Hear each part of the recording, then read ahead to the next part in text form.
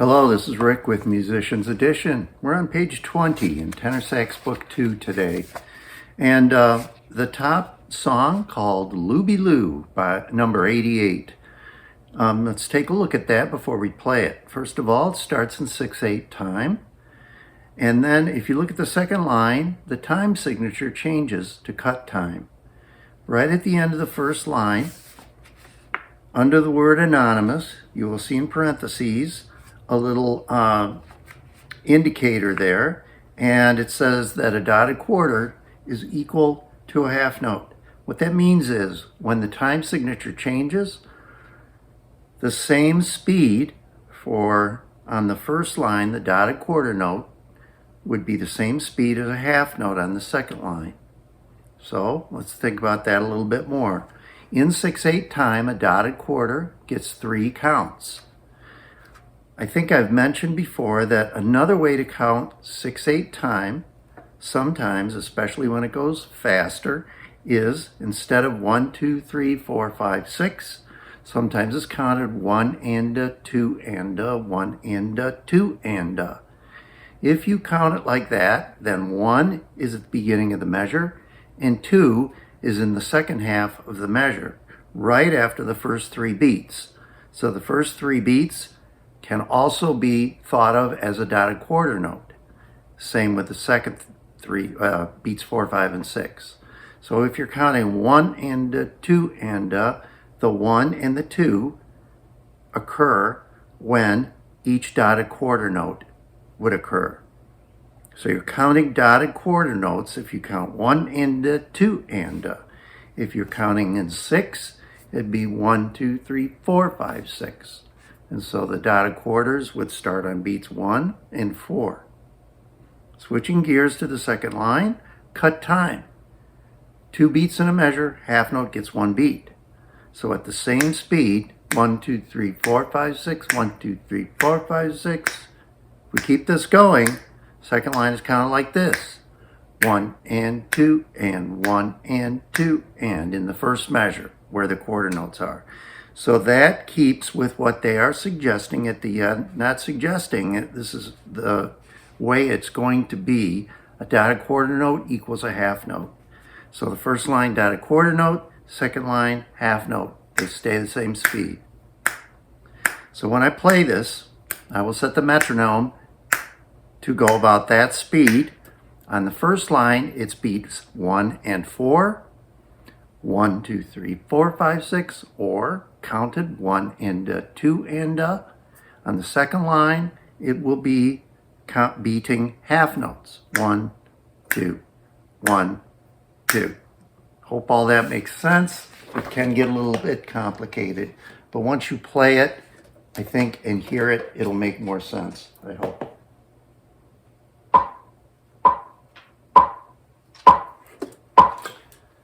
All right, so here we go. Again, that top line is going to be counted 1, 2, 3, 4, 5, 6, or 1 and a 2 and a. 1, 2, 1, 2.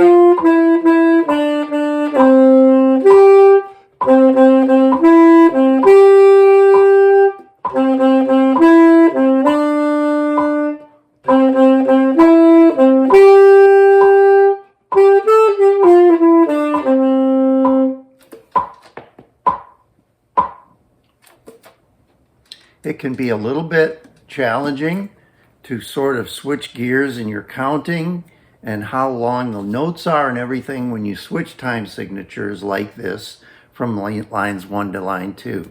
So hopefully that will help. If you're struggling, I would suggest that you put a metronome on and practice just counting like this. 1, 2, 3, 4, 5, 6, 1, 2, 3, 4, 5, 6, 1 and 2 and 1 and 2 and 1, 2, 3, 4, 5, 6, 1, 2, 3, 4, 5, 6, 1 and 2 and 1 and 2 and that should help. This lesson is brought to you by the Musician's Edition practice book.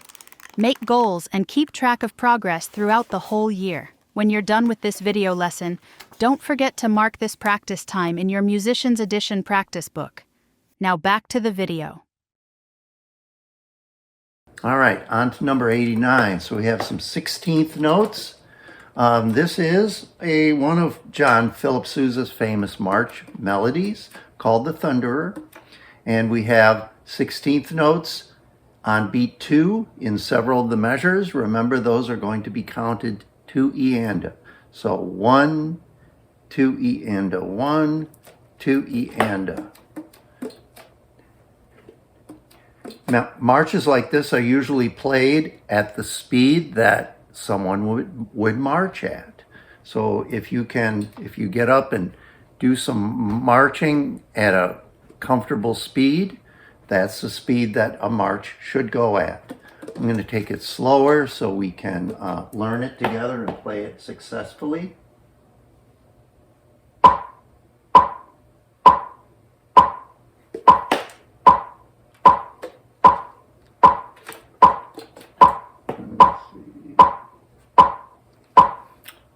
This one starts on beat 2. Here we go. 1, 2, 1.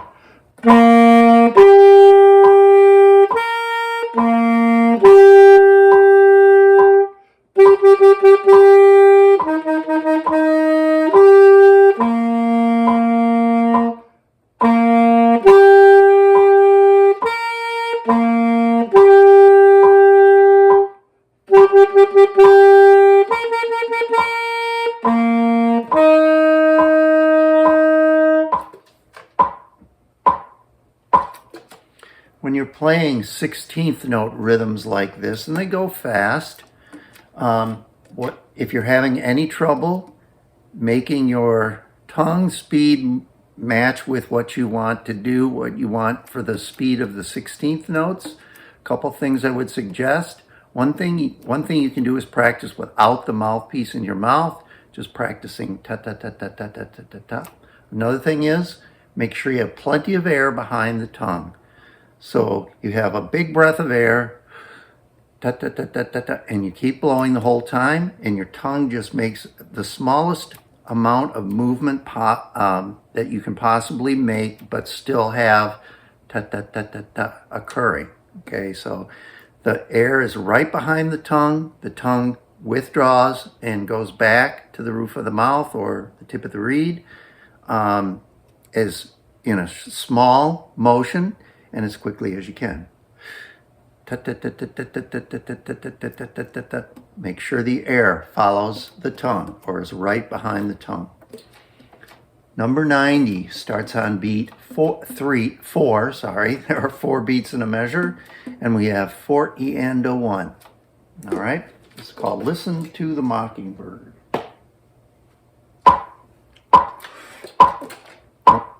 1, 2, 3.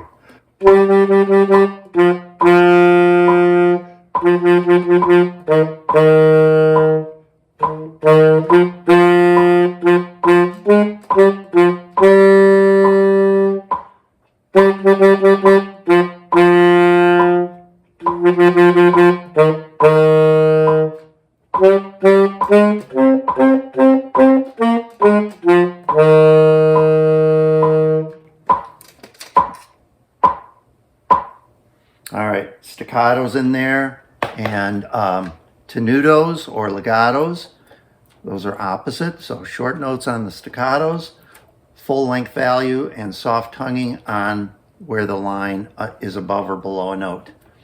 All right, then we have one in cut time. Give my regards to Broadway. Cut time, 2 beats in a measure, half note gets 1 count. So in the first measure, our counting would be 1 and 1, going on to the next measure. 1 and 2 and 1, 1 and 1. Beat 2 occurs in the middle of the second note. There's a D, C, Al coda, and then there's a coda sign, and then skip to the coda. A little faster. 1 and, sorry, I'll count that again. 1, 2, 1.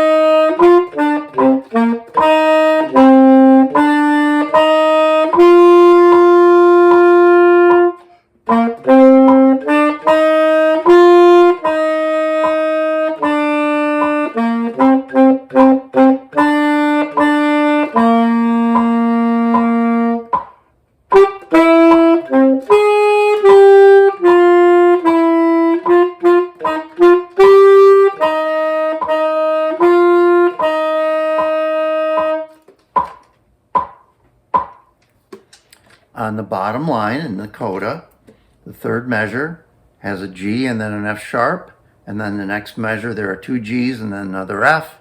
Make sure you go back to F natural there. The sharp is canceled by the bar line. All right, and we have 4 tenor saxophones only. Eighth notes connected by a long slur. Make sure you slur all the notes within the slur marking.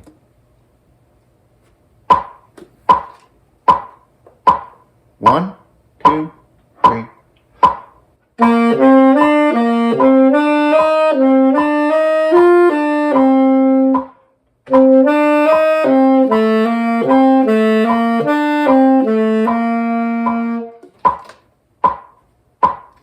So it's a good exercise to start slowly and then work on increasing your speed little by little by little until you can get it to that speed that I just played it at, or even faster. It's a good fingering exercise. Good luck on page 20. See you next time.